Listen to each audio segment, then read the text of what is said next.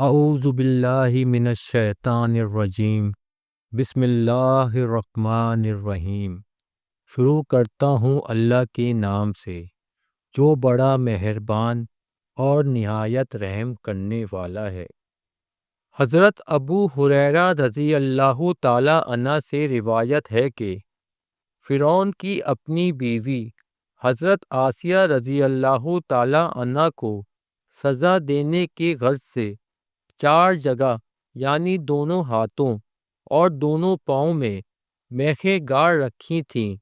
جب وہ میخیں لگا کر علیحدہ ہوتے تو رحمت کے فرشتے گرمی کی وجہ سے حضرت آسیہ رضی اللہ تعالی عنہ پر سایہ کر دیتے تھے، تو وہ اسی حالت میں دعا مانگتی ہوئی کہتی کہ اے میرے رب، اپنے پاس ہی میرے لیے جنت میں ایک گھر بنا دے۔ بس پھر اسی حالت میں ان کو جنت میں ان کا گھر دکھا دیا جاتا۔ حضرت ابو العالیہ فرماتے ہیں کہ فرعون کو جب حضرت آسیہ کے موسیٰ علیہ السلام پر ایمان لانے کی خبر ملی تو وہ اپنے وزراء کے پاس آیا اور ان سے پوچھا کہ تم آسیہ بنت مزاحم یعنی میری بیوی کے متعلق کیا جانتے ہو؟ سب نے ان کی بہت تعریف کی، تو فرعون نے کہا کہ وہ تو میرے علاوہ کسی دوسرے رب کی عبادت کرتی ہے۔ تو اس پر وزراء نے کہا پھر آپ اس کو قتل ہی کر دیجئے۔ تو اس پر فرعون نے اس کے ہاتھ اور پاؤں میں میخیں ٹھوک دیں۔ تو اسی حالت میں حضرت آسیہ رضی اللہ تعالی عنہ نے آسمان والے رب کو پکارتے ہوئے کہا کہ اے میرے پروردگار، اپنے پاس ہی میرے لیے جنت میں ایک گھر بنا دیجئے۔ اس وقت فرعون بھی حاضر تھا اور یہ منظر دیکھ رہا تھا کہ حضرت آسیہ رضی اللہ تعالی عنہ نے جنت میں اپنا گھر اسی حالت میں دیکھا اور پھر ہنسنے لگیں۔ تو اس پر فرعون کہنے لگا کہ کیا تم اس عورت کے پاگل پن پر تعجب نہیں کرتے کہ ہم اس کو عذاب دے رہے ہیں اور وہ اس کے باوجود ہنس رہی ہے؟ بس ہنستے ہوئے حضرت آسیہ رضی اللہ تعالی عنہ کی روح پرواز کر گئی۔ حضرت آسیہ رضی اللہ تعالی عنہ کے اس قصے سے یہ بات ثابت ہوئی کہ مظلوم بیوی اگر ظلم ڈھائے جانے کی حالت میں کوئی دعا کرے تو اللہ تعالیٰ اس کو خوب سنتے ہیں اور فوراً قبول کر لیتے ہیں، جیسے حضرت آسیہ رضی اللہ تعالی عنہ نے فرعون کے ظلم سے نجات اور جنت میں اپنے لیے ایک گھر بنانے کی دعا کی، تو اللہ تعالیٰ نے اسی حالت میں اور اسی وقت جنت میں بنا ہوا ان کو ان کا گھر دکھا دیا۔ اس لیے ظلم ڈھانے والے شوہر اس بات کو یاد رکھیں کہ حالت ظلم میں اگر بیوی کی زبان سے کوئی بد دعا ان کے حق میں نکل گئی تو عین ممکن ہے کہ کسی وقت قبول ہو جائے اور اس کا ستیہ ناش ہو جائے۔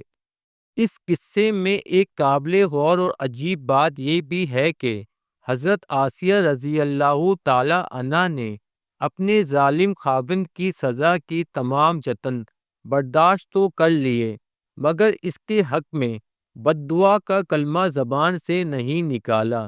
بلکہ یوں کہا کہ اے اللہ، تو مجھے ہی ان ظالموں سے نجات دے دے۔ یہ بالکل ایسی ہی ہے جیسے حضور صلی اللہ علیہ وآلہ وسلم پر اہل طائف نے خوب ظلم ڈھائے، اس کے باوجود جناب نبی کریم صلی اللہ علیہ وآلہ وسلم نے ان کے حق میں باوجود فرشتوں کی فرمائش کیے بد دعا نہ فرمائی، بلکہ یوں کہا کہ اگر یہ میری بات نہیں مانتے تو شاید ان کی نسل ہی میری بات کو مان لے۔ اور شاید حضرت آسیہ رضی اللہ تعالی عنہ نے اپنی بیوی ہونے کا حق ادا کیا اور اپنے بعد میں آنے والی عورتوں کو بتا دیا کہ صابرہ بیویوں کو یہی شیوہ ہوتا ہے کہ وہ اپنے خاوند یا کسی ظالم کے لیے بد دعا نہیں کیا کرتیں۔ اللہ تعالیٰ کو بھی اس صابرہ عورت کی یہ بات کیسی پسند آئی کہ 7 آسمانوں کے اوپر سے اس کی اس صفت کا تذکرہ فرما دیا، جو ضرب مثل کے طور پر قیامت تک آنے والی قوموں کے لیے ایک سبق کی حیثیت رکھتا ہے۔ حضرت آسیہ رضی اللہ تعالی عنہ کے قصے سے یہاں سبق ملتا ہے کہ ظلم اور شدائد کے باوجود دین کو مضبوطی سے تھامے رکھو۔ وہاں یہ سبق بھی ملتا ہے کہ اے مسلمانوں اور مومنوں، تم ظلم اور شدائد پر صبر کرنے میں کم از کم ایک عورت حضرت آسیہ رضی اللہ تعالی عنہ سے تو ضعیف نہ بنو کہ اس عورت ہونے کے باوجود ایک ظالم بادشاہ کی سزا کے تمام جتن برداشت کرتے ہوئے جان تو دے دی، مگر دین حق کو اپنے ہاتھ سے نہیں جانے دیا۔ شاید اسی سبق کا صلہ اللہ تعالیٰ نے حضرت آسیہ کو یہ دیا کہ وہ جنت میں نبی کریم صلی اللہ علیہ وآلہ وسلم کی بیوی ہوں گی، اور اسی لیے جنت کی 4 افضل ترین عورتوں میں سے ان کو شمار فرمایا، جن میں حضرت ختیجہ، حضرت فاطمہ، حضرت مریم اور حضرت آسیہ رضی اللہ تعالی عنہ ہیں۔ جیسے امام احمد طبرانی اور حاکم نے ابن عباس سے اس سلسلے میں ایک مرفوع حدیث نقل کی ہے کہ رسول اللہ صلی اللہ علیہ وآلہ وسلم نے فرمایا، جنت کی افضل ترین عورتوں میں سے حضرت مریم بنت عمران اور حضرت آسیہ بنت مزاحم رضی اللہ تعالی عنہ فرعون کی بیوی ہیں۔ پیارے دوستوں، آج میں آپ کو 11 عورتوں کی کہانی جو آپ صلی اللہ علیہ وآلہ وسلم کی زبانی ہے بیان کرتا ہوں۔ صحیح بخاری میں ہے کہ حضرت عائشہ رضی اللہ تعالی عنہ نے بیان کیا ہے کہ 11 عورتیں بیٹھیں اور انہوں نے باہم یہ عہد و پیمان کیا کہ اپنے اپنے خاوندوں کی کوئی بات پوشیدہ نہ رکھیں گی۔ پہلی نے کہا، میرا خاوند تو ایسا ہے جیسے دبلے اونٹ کا گوشت کسی دلدل والے پہاڑ کی چوٹی پر رکھا ہو اور اس کی نرم زمین نہ ہو کہ کوئی اس پر چڑھ سکے، نہ ایسا فربا گوشت ہے کہ کسک آئے، مراد یہ کہ وہ بخیل اور بدخلق ہے۔ دوسری عورت نے کہا، میں اپنے خاوند کی باتیں شائع نہیں کرتی، مجھے ڈر ہے کہ کہیں وہ مجھے چھوڑ نہ دے، میں بیان کرنے آؤں گی، ذرا ذرا بیان کر کے رکھ دوں گی، مراد یہ کہ اس میں باکثرت عیب ہیں۔ تیسری عورت نے کہا، میرا خاوند دراز قد ہے، اگر میں اس کے بارے میں بولوں تو مجھے طلاق مل جائے، اور اگر چپ رہوں تو مجھے بیچ در میں ڈال رکھے، یعنی ایسے جیسے کہ کوئی بے خاوند والی ہو۔ چوتھی عورت نے کہا، میرا خاوند تہمہ کی رات کی طرح ہے، اس میں نہ گرمی ہے اور نہ سردی، نہ خوف ہے، نہ اسے جی اکتاتا ہے، عرض یہ کہ خوبیوں سے آراستہ ہے، اسے جی نہیں گھبراتا کیونکہ اس میں کوئی ناگوار بات نہیں۔ پانچویں عورت نے کہا، میرا خاوند اگر آتا ہے تو چیتا ہے، یعنی نرم خوبی کرتا ہے، اور اگر جاتا ہے تو شیر ہو جاتا ہے، یعنی اس کی ہیبت طاری ہو جاتی ہے، جو گھر میں رکھ لیتا ہے پھر کبھی اس کو نہیں پوچھتا ہے، غرض یہ کہ وہ کریم ہے اور سوتا بہت ہے، کیونکہ چیتا زیادہ سونے کے ساتھ موصوف ہے، اور شیر سے کام کرتا ہے، اور وہ ایک درندہ جانور ہے کیونکہ گوشت خون بدن ہے اور عقل و فہم کو نہایت تیز کرتا ہے، اور وہ امام مالک کے نزدیک ایک حلال ہے۔ چھٹی عورت نے کہا، اگر میرا خاوند کھانے پر آتا ہے تو بہت سا کھا جاتا ہے، اور پینے پر آتا ہے تو سب پی جاتا ہے، اور اگر کروٹ سے لیٹتا ہے تو پلٹ جاتا ہے، اور اپنا ہاتھ اپنے کپڑوں کے نیچے داخل نہیں کرتا ہے کہ اس کے بدن کا عیب معلوم ہو، یہ اس کی حسن و صحبت کی تعریف کرتی ہے۔ اور بعض نے کہا کہ اس کی مذمت کرتی ہے کہ گھر کے حالات کی خبر نہیں لیتا۔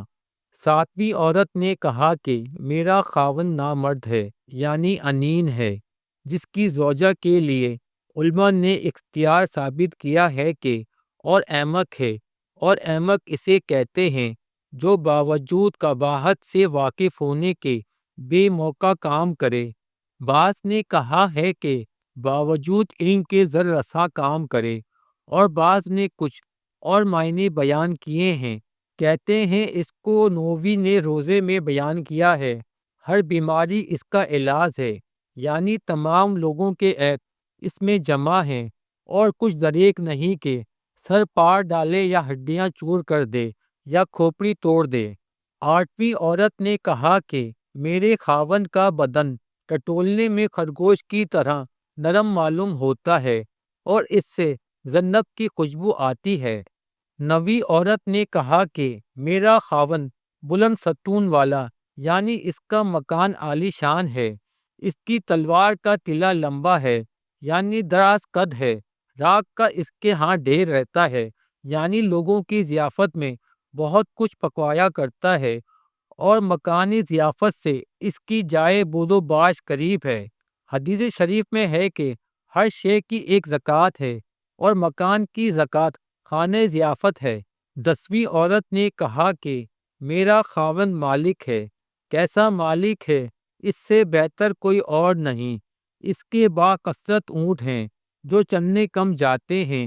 اور جب باجی کی آواز سنتے ہیں تو انہیں یقین ہو جاتا ہے کہ اب مارے جائیں گے، یعنی مہمانوں کے لیے ہم ذبح ہوں گے۔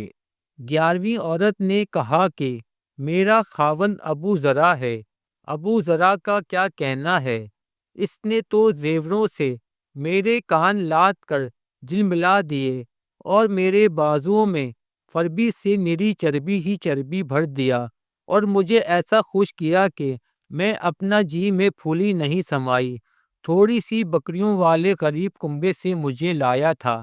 اور اپنے ہاں لا کر مجھے ایسے گھر کا بنا دیا کہ جن کے ہاں گھوڑے، اونٹ، گائیں اور کھیت سبھی کچھ ہے۔ اس کے پاس مجھے کوئی برا نہیں کہتا، اور سونے پر آتی ہوں تو شام سے صبح کر دیتی ہوں، اور پینے پر آتی ہوں تو خوب جی کر پی لیتی ہوں۔ جہاں اس عورت کا مکان تھا وہاں پانی کم ملتا تھا۔ ابو ذرا کی ماں کیسی اچھی ماں ہے، اس کے بدن میں موٹی موٹی بینیں پڑی ہیں، اس کا گھر کشادہ ہے۔ ابو ذرا کا بیٹا کیا خوب بیٹا ہے، کھجور کی نرم نرم شاخوں کی بنی ہوئی اس کی خواب گاہ ہے۔ بکری کے بچے کے دست سے شکم سیر ہوتا ہے، یعنی بہت تھوڑا کھاتا ہے۔ ابو ذرا کی بیٹی بھی کیسی اچھی بیٹی ہے، اپنے ماں باپ کی فرما بردار ہے اور موٹی تازی ہے۔ شافعی رحمۃ اللہ کا قول ہے کہ میں نے کوئی موٹا عقل مند نہیں دیکھا، اور اپنے پڑوس کو غصہ دلاتی ہے، یعنی ایسی حسین ہے کہ اس کی صورت دیکھ کر جلتی ہے۔ ابو ذرا کی لونڈی بھی کیا خوب لونڈی ہے، ہماری باتیں مشہور نہیں ہونے دیتی، یعنی گھر کی بات دوسروں سے نہیں کہتی پھرتی، اور نہ کھانے پینے کی چیزوں میں خیانت کرتی ہے، اور ہمارے گھر کو خراب نہیں رکھتی، یعنی کھانا خراب نہیں ہونے دیتی، بلکہ عمدگی سے پکاتی ہے اور کھانے خوب خوب کھلاتی ہے۔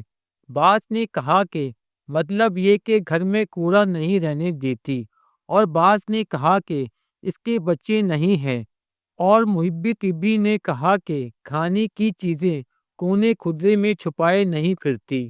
پھر اس نے بیان کیا کہ ایک روز ابو ذر کا کہیں جانا ہوا، اور دودھ کی مشکیں چھلکتی جاتی تھیں۔ اس سے ایک عورت ملی جس کے چیتے کی طرح دو بچے تھے۔ تب اس نے مجھے طلاق دے دی اور اس سے نکاح کر لیا۔ میں نے اس کے بعد ایک سردار سے نکاح کر لیا جو سبک سیر گھوڑے پر سوار ہوتا تھا اور نیزہ لے کر چلتا تھا۔ شام کو میرے پاس باکثرت اونٹ لایا اور مجھے ہر قسم کی چیزوں کی ایک ایک جوڑی دی، اور بولا اے ام ذرا کھا اور اپنے کنبے والوں کو کھلا۔ پھر اس نے کہا کہ اگر میں وہ تمام چیزیں جو اس نے مجھے دی تھیں جمع کروں جب بھی ابو ذر کے ایک چھوٹے سے برتن کو نہیں پہنچ سکتی۔ رافی نے کہا ہے کہ اے سرزمین یمن، ایک قریہ میں ایام جہالیت میں یہ لوگ رہتے تھے۔ یہ سب باتیں صحیح بخاری میں ایک حدیث میں بیان کی گئی ہیں۔